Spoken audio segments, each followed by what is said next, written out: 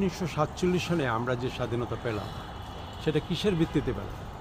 আমরা পেলাম যে আমাদের এই মাটি আমাদের ছিল, সেই দাবি করে আমরা তাদেরকে উপনিবেশিক শাসকদেরকে আমরা যেতে বললাম, তারা চলে গেল।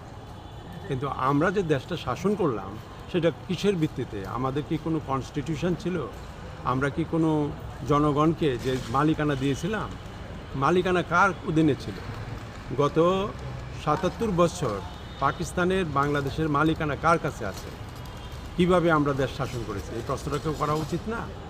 ভারত কিভাবে শাসন করতেছে সেটা তারা আগের দিন, পরের দিন স্বাধীন হয়েছে, আমরা তার আগের দিন।